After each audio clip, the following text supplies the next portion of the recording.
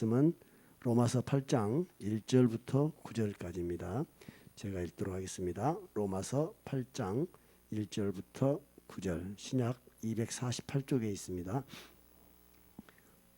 제가 읽어드리겠습니다. 그러므로 이제 그리스도 예수 안에 있는 자에게는 결코 정죄함이 없나니 이는 그리스도 예수 안에 있는 생명의 성령의 법이 죄와 사망의 법에서 너를 해방하였음이라. 율법이 육신으로 말미암아 연약하여 할 수 없는 그것을 하나님은 하시나니 곧 죄로 말미암아 자기 아들을 죄 있는 육신의 모양으로 보내어 육신의 죄를 정하사 육신을 따르지 않고 그 영을 따라 행하는 우리에게 율법의 요구가 이루어지게 하려 하심이니라. 육신을 따르는 자는 육신의 일을, 영을 따르는 자는 영의 일을 생각하나니 육신의 생각은 사망이요 영의 생각은 생명과 평안이니라. 육신의 생각은 하나님과 원수가 되나니 이는 하나님의 법에 굴복하지 아니할 뿐 아니라 할 수도 없음이라. 육신에 있는 자들은 하나님을 기쁘시게 할 수 없느니라. 만일 너희 속에 하나님의 영이 거하시면 너희가 육신에 있지 아니하고 영에 있나니 누구든지 그리스도의 영이 없으면 그리스도의 사람이 아니라. 네.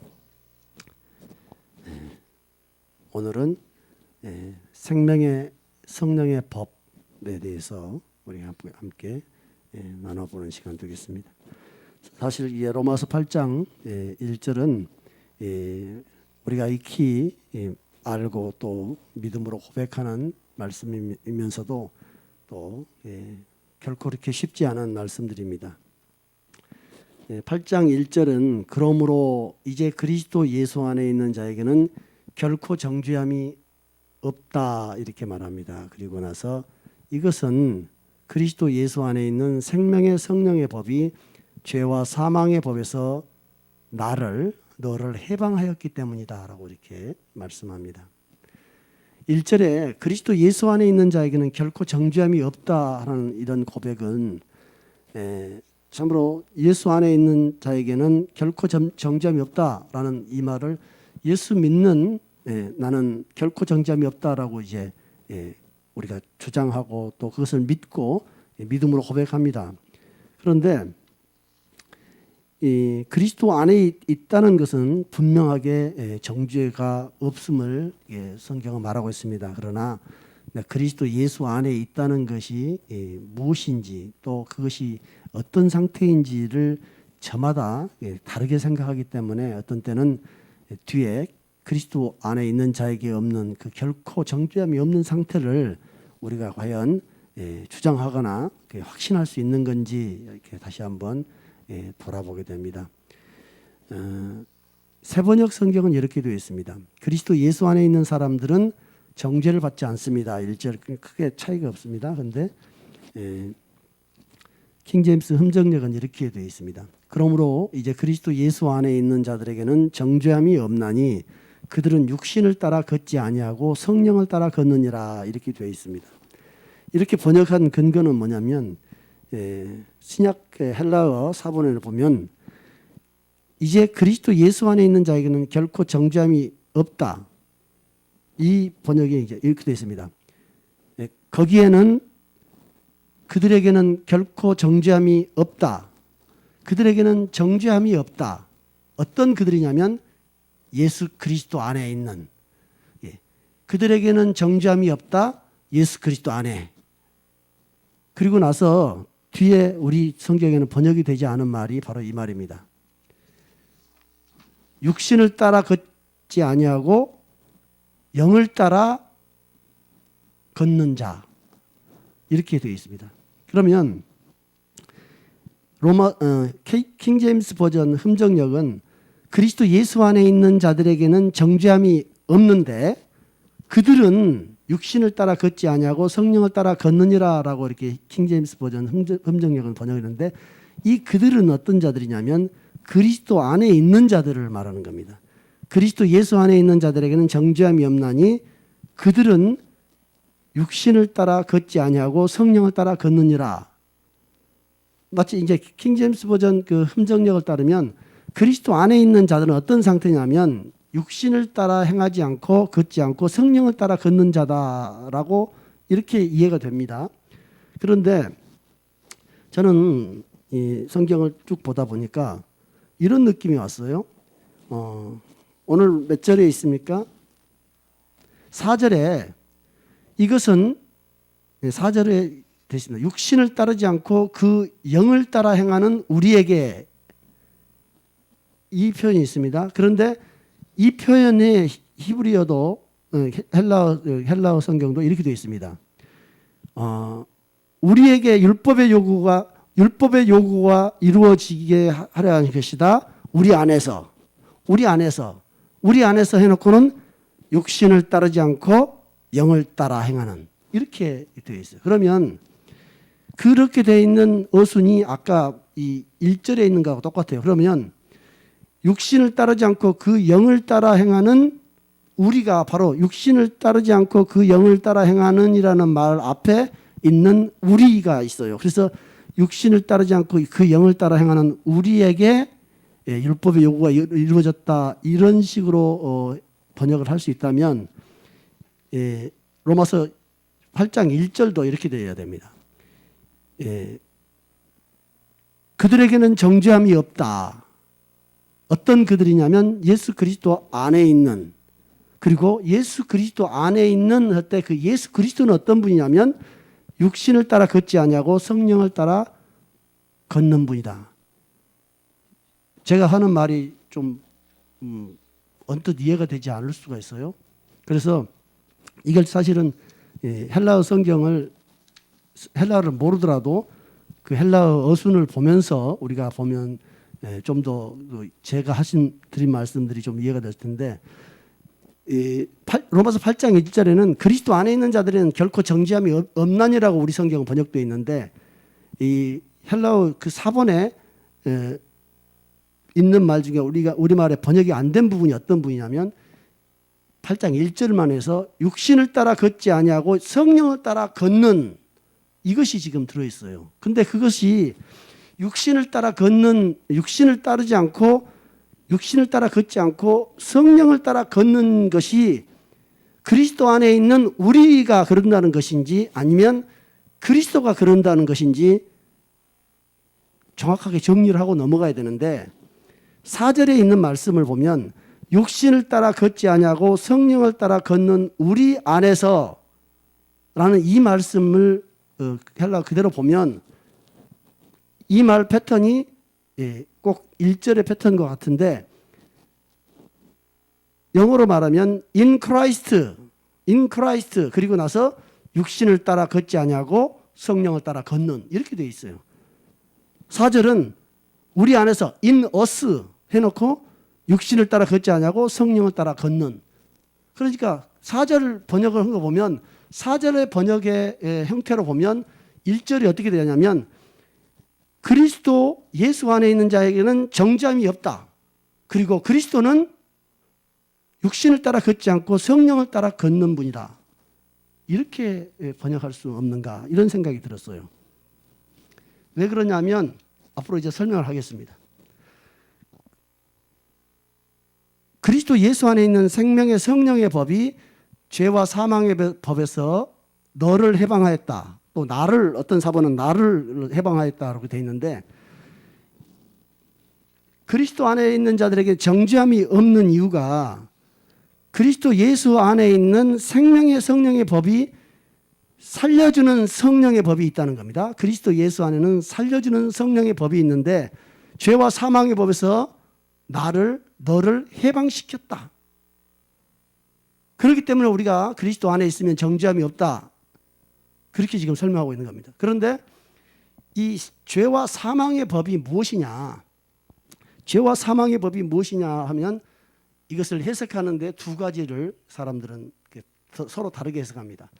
죄와 사망의 법을 어떤 사람은 율법이다 이렇게 해석을 합니다. 그래서 율법에서 우리를 해방시켰다 이렇게 해석하는 사람이 있고, 그것은 율법이 아니다 그러면서 그것은 죄와 사망으로 끌고 가는 힘, 그런 법칙, 죄와 사망으로 끌고 가는 그 원리, 세력, 이것을 말한다 이렇게 말합니다. 왜 그러냐면 이것을 율법이라고 해석하지 않는 해석들이 많은데 그것은 7장에 그 근거가 있다고 생각합니다. 그분들은 7장 22절에 21절부터는 한 법을 깨달았다. 내가 한 법을 깨달았는데 곧 선을 행하기 원하는 나에게 악이 함께 있는 것이다. 내가 한 법을 깨달았는데 한 법 할 때 이 법은 아까 말한 죄와 성령의 법 또 생명의 성령의 법 또는 죄와 사망의 법 할 때 헬라어로 노모스 또는 노모스의 변형형인 그런 단어를 쓰는데 한 법을 깨달았는데 선을 행하기 원하는 나에게 악이 함께 있다는 겁니다. 그리고 내 속사람으로는 하나님의 법을 즐거워하는데 내 지체 안에서 내 몸 안에서 한 다른 법이 내 마음의 법과 싸워 내 지체 속에 있는 죄의 법으로 나를 사로잡는 것을 보는도다 라고 이렇게 되어 있는데 여기 죄와 사망의 법과 비슷한 단어가 죄의 법이 나옵니다. 내 마음 속사람으로는 하나님의 법을 즐거워하는데 내 몸, 내 전제 안에 한 다른 법이 있다는 겁니다. 그래서 그 다른 법이 내 마음에 있는 법과 싸워서 나를 어디로 끌고 가냐면 내 속에 있는 죄의 법으로 끌고 가더라. 그런데 이 죄의 법이 율법이라면 죄의 율법이라면 내 속에 죄의 율법으로 나를 끌고 간다는 말이 맞지 않는 겁니다. 그래서 이 말은 이 로마서 7장 22절 3절에 있는 이 말씀들은 이런 것들입니다. 죄의 힘, 죄를 짓게 한다는 죄의 습관적으로 끌고 가는 죄의 힘, 그런 죄의 어떤 내가 한 법을 깨달았다는 것은 한 영적 원리를 깨달았다 이런 의미에서 이 법을 씁니다. 우리가 이렇게 말합니다. 법하지만 야 그런 법이 어디 있냐라고 말할 때 그런 법이라는 것을 그런 법률이 어디 있냐고 따진 것이 아니고 우리 한국말에도 그런 표현을 쓰지 않습니까? 예를 들면 뭔 그런 법이 있냐 이렇게 뭐 그런 식으로 하냐라는 뜻으로 우리가 묻지 거기에 뭔 해당되는 법률이 있냐고 묻는 말은 아니거든요.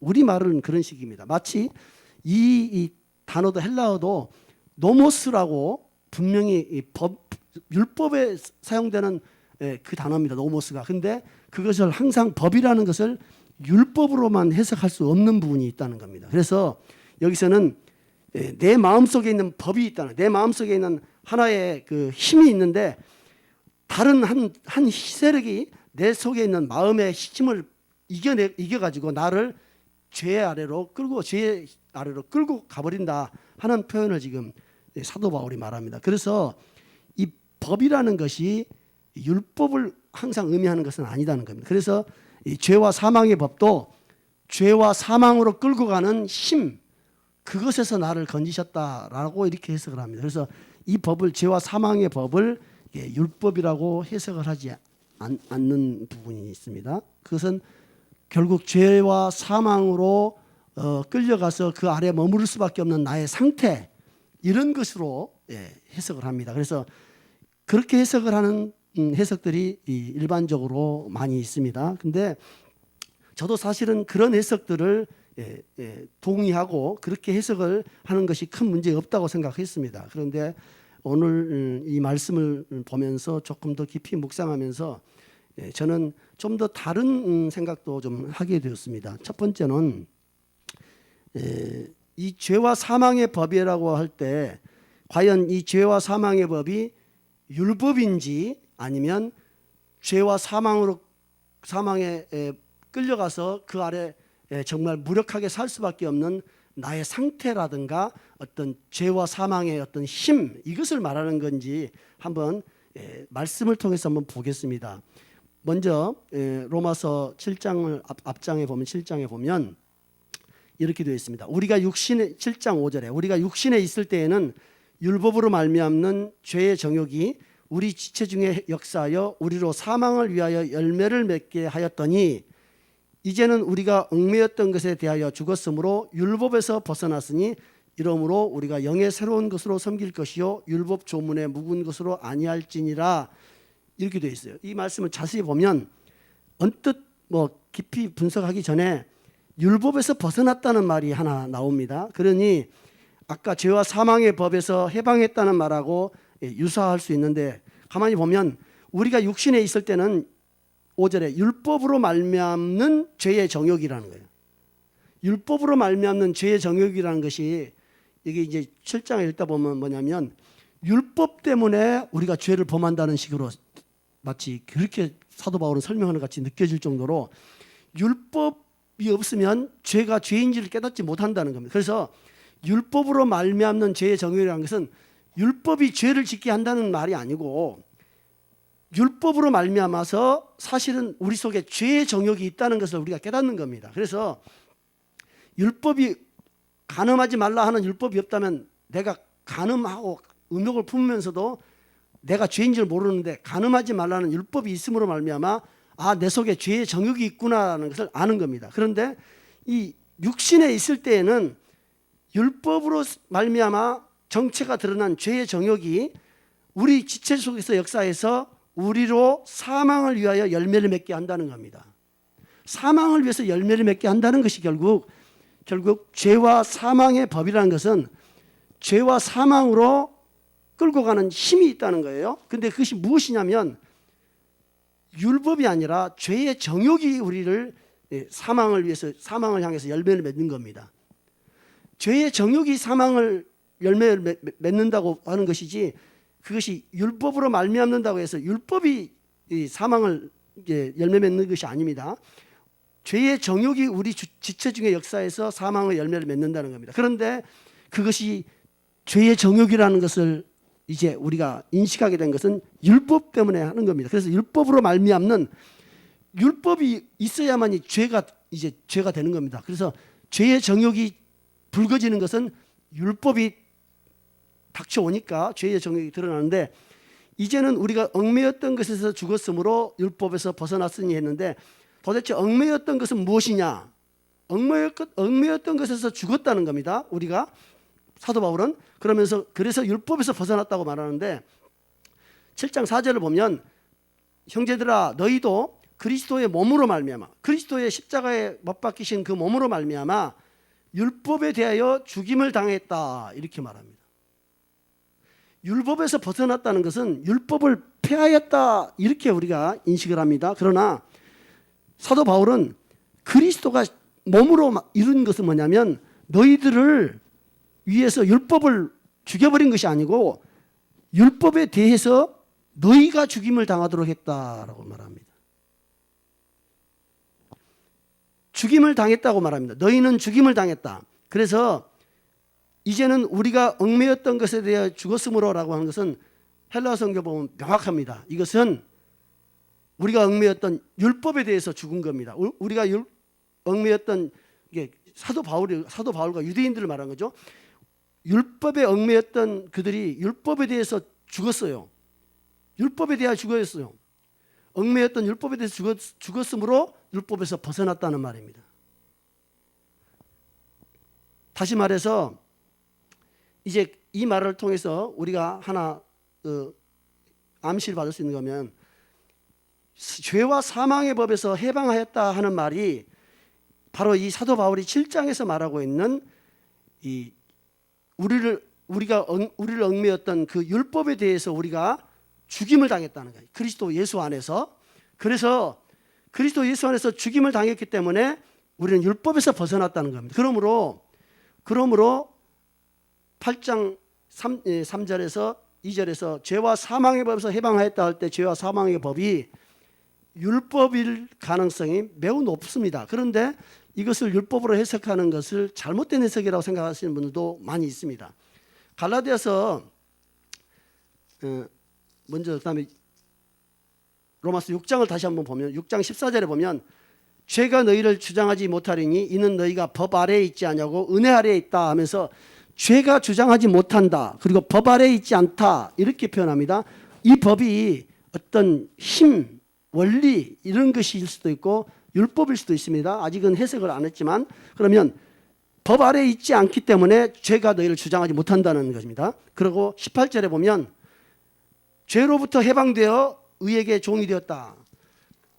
죄가 주장하지 못하고 죄로부터 해방됐다고 말하는 겁니다. 그런데 이제 갈라디아서를 한번 보면 사도 바울은 갈라디아서에서는 이렇게 말합니다.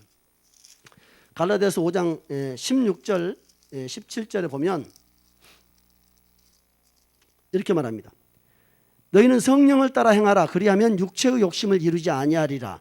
육체의 소욕은 성령을 거스르고 성령은 육체를 거스르나니. 육체의 소욕과 성령이 나옵니다. 그래서 너희는 육체의 소욕을 따르지 말고 욕심을 따르지 말고 성령을 따르라 했는데, 바로 이 육체의 욕심이 사실은 로마서에서는 육신을 따라 걷지 아니한 겁니다. 육신 똑같은 사르스입니다. 그러므로 육체의 소욕이라는 것은 육신을 따라 사는 것을 말합니다. 또 육신의 생각을 따라 사는 걸 말합니다. 그러므로 로마서 이제 갈라디아서 5장 17절에는 이렇게 말합니다. 네. 네.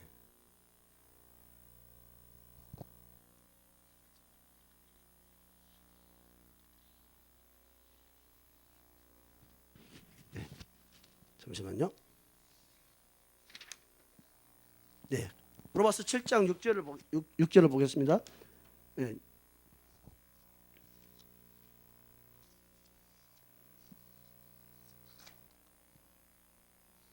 네, 죄송합니다. 로마서 5장, 갈라디아 5장 18절을 다시 보겠습니다. 그럽니다. 갈라디아 5장 18절은 너희가 만일 성령의 인도하신 바가 되면 율법 아래에 있지 아니하리라라고 말합니다. 로마서 8장에서 사도 바울이 계속 말하고 있는 것은 뭐냐면, 너희가 육신을 따르지 않고 그 영을 따라 살면 살 것이다.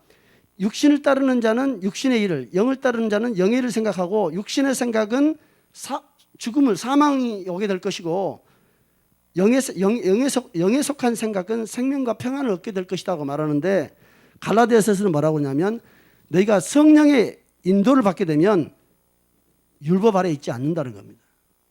오늘 이 로마서 8장 2절에서도 성령의 법이 죄와 사망의 법에서 해방했다 하는 말과 성령의 인도함을 받으면 율법 아래에 있지 아니하게 된다 하는 말과 이제 의미가 같다고 생각합니다.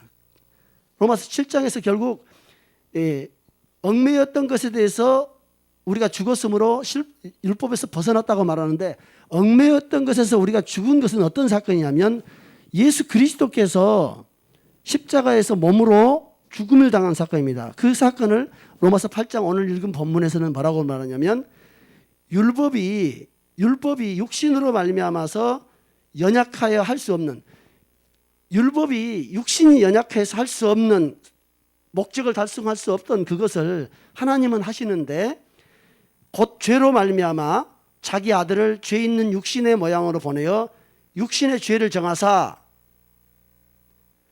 하신 일이 십자가에 못 박혀 죽은 일입니다. 다시 말해서 하나님께서는 자기 아들을 그 육신, 죄 있는 육신의 모양으로 보내서 육신을 죄라고 하면, 육신은 곧 우리의 본성입니다. 우리의 죄된 본성, 우리의 자연적인 본성이 곧 육체요, 육신인데, 그 육신의 죄를 정해서 십자가에 못을 박아서 이제는 육신을 따르지 않고 그 영을 따라 사는 우리에게 율법이 원하는 그 목적을 이루게 해준다는 겁니다. 다시 말해서 예수님이 십자가에 못 박혀 죽은 그 사건은 그분이 육신을 따르지 않고 육신으로, 그분이 육신의 모양으로 오셔가지고 육신의 모양으로 오셨지만 육신을 따르지 않고 영을 따라서 그분은 걸었다는 겁니다. 그런데 이제 그 육신을 따르지 않고 영을 따라 걷는 그분 안에 있는 자들은 또 육신을 따라 걷지 않고 영을 따라 걷는 삶이 이루어진다는 겁니다. 그래서 오늘 저는 로마서 8장 2절에 있는 죄와 사망의 법을 과거에는 죄와 사망의 세력, 죄와 사망으로 끌고 가는 어떤 힘, 이렇게 생각했지만, 저는 이게 충분하게 율법으로 해석에 문제가 없다. 다만 죄와 사망의 법, 이 율법에서 해방했다는 이 말은 그냥 율법에서 자유한다는 뜻이 아니고, 율법의 종노릇 하던 그 육신, 우리 본래적인, 우리 자연적인 타고난 생명, 우리의 타고난 생명, 결국 죄된 생명이죠. 그런 그 죄된 생명, 그 육신이 사실은 율법의 율법을 섬기려고 했습니다. 육신이 율법을 만족시키려고 육신한테 달려들었다가 육신이 율법한테 달려들었다가 결국에는 율법 아래에서 육신이 살해당한 겁니다. 예수님 안에서. 우리는 우리의 육신을 가지고는 율법 앞에 들어가서 율법을 만족시킬 수가 없어요. 결코 율법을 성취할 수도 없고 율법을 만족시켜서 그 시험을 합격할 수가 없는데 우리 주님이 그런 우리의 육신의 연약함을 알고 육신의 모양으로 오셔서 그분이 그 율법 앞에서 죽임을 당합니다. 율법 앞에 죽임을 당하는 그분이 사실은 육신을 따라 살지 않고 영을 따라 걷는 삶이었어요. 그래서 그 예수 그분이 육신을 따르지 않고 영을 따라 걸은 분이었는데 그 그리스도 안에 우리가 들어가면 우리도 육신을 따르지 않고 영을 따르는 이제 삶을 시작할 수 있습니다. 왜냐하면 우리 주님께서 육신을 율법에 대해서 죽여놨어요. 이제 육신을 죽여놨기 때문에 누구든지 이제는 육신을 따르지 않고 영을 따를 수 있는 길이 열린 겁니다. 그 전에는 예수님이 육신을 안고 육신의 모양으로 오셔서 십자가에 죽기 전까지는 육신은 살아있어요.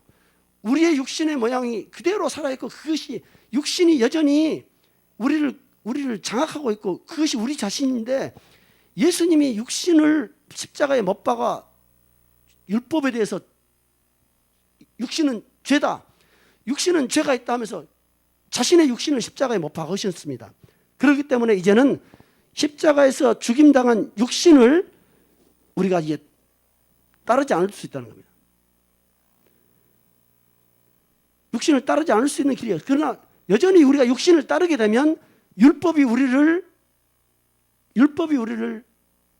죄로 정죄할 수밖에 없습니다. 그런데 이제는 나의 육신, 나의 옛 성품, 나의 본래적인 자아적인 생명, 이것은 예수님이 우리의 죄된 육신의 모양으로 오셔서 죽음으로 인해서 누구든지 육신을 따르지 않고 영을 따를 수 있는 길을 열어놨어요. 그런데 그 영은 어떤 거냐 이 말이에요.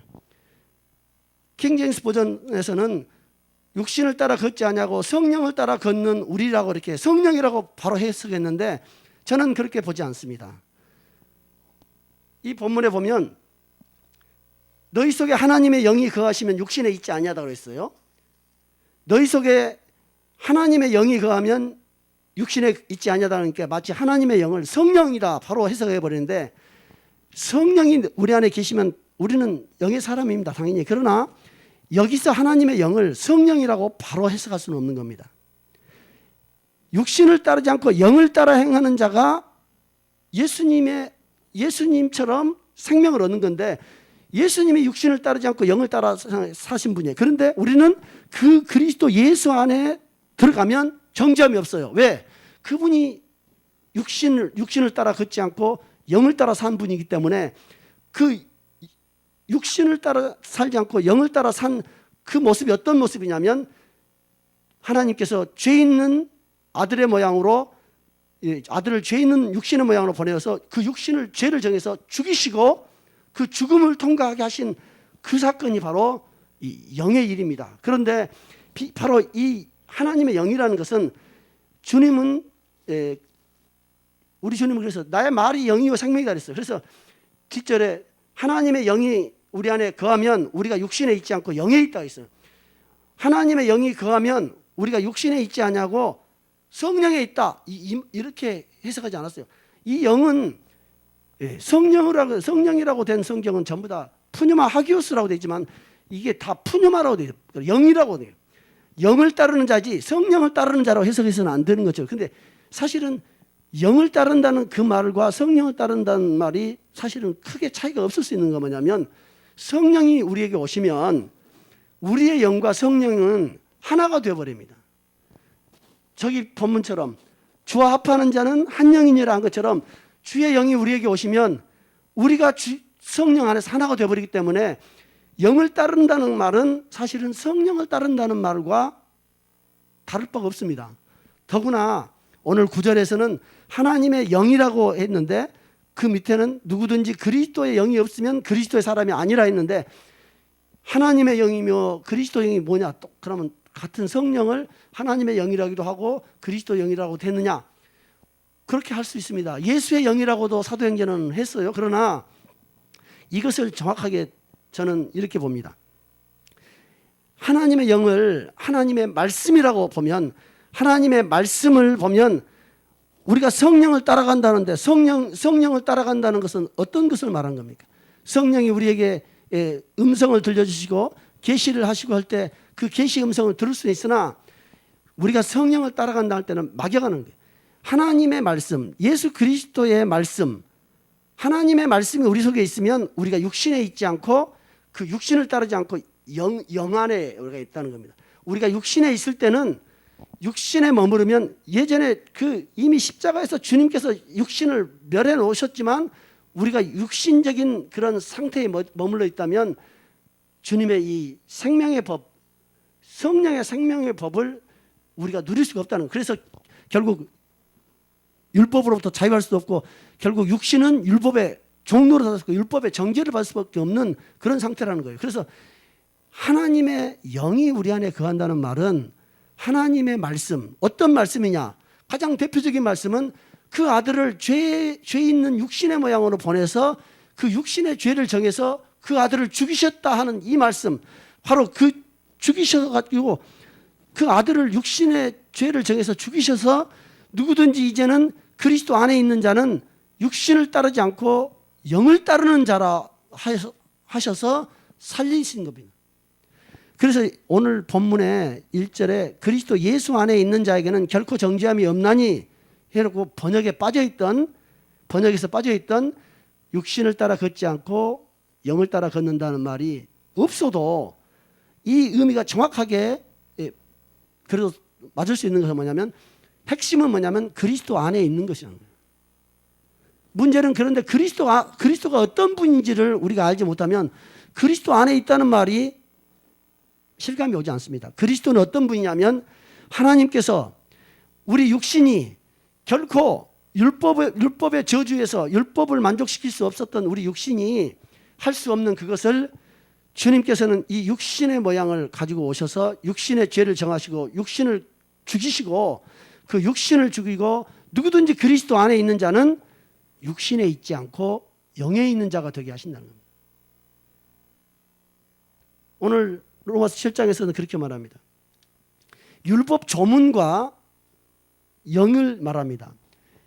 결국 영은 어떤 거냐면, 율법 조문은 글자라는 겁니다. 글자고 영은 그 글자 안에 들어있는 하나님의 영입니다. 영이 따로 있는 게 아니고 그 율법 조문의 껍데기에 있는 글자의 그 표면에 있는 글자 조문이 아니고 그 율법을 통해서 주려고 했던 영이 있다는 겁니다. 그 영을 주님께서 우리에게 주신 겁니다. 그 영은 곧 주님의 말씀입니다. 어떤 말씀이냐? 주님의 말씀은 입으로 하신 것만 말씀이 아니고 이게 주님의 말씀입니다. 율법이 육신이 연약해서 할 수 없는 그것을 하나님이 하시는데, 아들을 죄 있는 육신의 모양을 보내서 육신의 죄를 정하사 그를 죽이시고 이제는 누구든지 그 안에 있는 자들은 예수님께서 육신을 따르지 않고 영을 따라 가신 것처럼 그들도 육신을 따르지 않고 영을 따라가는 자로 보아주시는 겁니다. 그러므로 우리가 육신을 따르는 자는 육신의 일을, 영을 따르는 자는 영의 일을 생각한다고 할 때 어떻게 하면 영을 따를까? 어떻게 하면 영의 생각을 할까? 어떻게 하면 육신의 생각은 안 하고 영의 생각을 할까라고 고민하는데, 영의 생각은 이겁니다. 예수 그리스도, 그분이 육신을 멸하러 오신 우리 주다. 이 말씀을 우리가 받아들일 때 우리가 가지고 있는 본래적인 생명, 이 본래적인 생명, 그 육신을 이제 신뢰하지 않는다는 겁니다. 우리 자신 자체가 죄로 정해서 주님과 함께 죽을 수밖에 없는 자였다는 것을 인정하는 겁니다. 그래서 영을 따른다는 것은 예수님의 말씀과 예수님이 하신 그 일들을 진리로 받아들이고 그것을 따라가는 자가 영을 따르는 자입니다. 영을 따르는 자라고 하니까 기도하다가 이 머리에 뭔가 음성이 들려와서 그것을 따라가라는 것이 아니고, 영은 어떤 거냐면 하나님의 영은 하나님의 말씀이고 그리스도의 영은 그리스도의 말씀입니다. 이 말씀과 하나님과 그리스도의 말씀이 우리에게 임할 때 그 말씀을 따라서 성령을 부어주시는 겁니다. 그 말씀이 우리 안에 들어올 때 주님께서는 그 말씀을 받은 자를 위해서 하나님께서 성령을 부어주시는 거예요. 오늘 로마서 8장에 있는 이 말씀들을 보면 우리는 하나님의 생명의 성령의 법이, 그 성령이 하시는 일은 뭐냐면 우리를 율법 조문과 그 율법 조문을 지키려고 만족시키려고 인간의 육신과 육신의 노력과 육신의 선함과 이런 것들로 율법을 만족시키려고 했던, 그러나 그것으로 인해서 결국 좌절하고 정죄감과 죄책감에 빠질 수밖에 없는 우리들에게 성령님이 오셔서 이렇게 하신 겁니다. 이제 육신을 따르지 않고 영을 따르는 자, 육신의 생각을 하지 않고 영에 속한 생각을 하는 자, 그 하나님의 말씀이 그 속에 거하는 자, 그들은 육신에 있지 않는다는 겁니다. 그 하나님의 말씀이 어디에 있냐?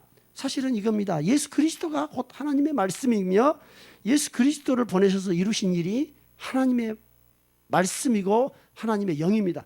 바로 이것을 따라가면 육신을 따르지 않는 것이 되고 결국 생명과 평안을 얻게 된다는 겁니다. 오늘 로마서 7장과 6장, 갈라디아 5장의 말씀을 간략하게 이렇게 살펴봤습니다만은 사실은 제가 설명하는 것이 쉽지가 않고 온전하게 충분하게 설명을 하지 못한 부분이 좀 있을 겁니다. 그래서 여러분들께서 다시 한번 성경을 읽으시면서 한번 더 묵상해 보십시오. 로마서 8장 1절을 다시 간략하게 요약하면 이렇습니다. 로마서 8장 1절, 그리스도 예수 안에, 이제 그리스도 예수 안에 있는 자에게는 정죄함이 없나니 그리스도는 육신을 따라 걷지 아니하고 성령을 따라 걷느니라. 그리고 이제 4절에 육신을 따라 걷지 아니하고 성령을 따라 걷는 우리도 이제 그 안에서 율법의 의가 성취되는데, 우리가 육신을 따라 걷지 아니하고 성령을 따라 영을 따라 걷는 그것은 사실은 그리스도 안에 있을 때 그게 가능하거든요. 우리 주님께서 육신을 따라 살지 아니하고 영을 따라 사신 것처럼 우리가 예수 그리스도 안에 있으면 우리도 육신을 따라 걷지 않고 영을 따라 걷게 되는 겁니다. 그 영은 어떤 영이냐면 하나님의 말씀이며 그리스도의 말씀입니다. 하나님의 말씀과 그리스도의 말씀은 그분께서 입으로 계시로 말씀하신 말씀일 뿐만 아니고 그분이 육체로 오셔서 죽으시고 부활하시고 사망의 권세를 끊으신, 이게 하나님의 말씀입니다. 이게 그리스도의 말씀입니다.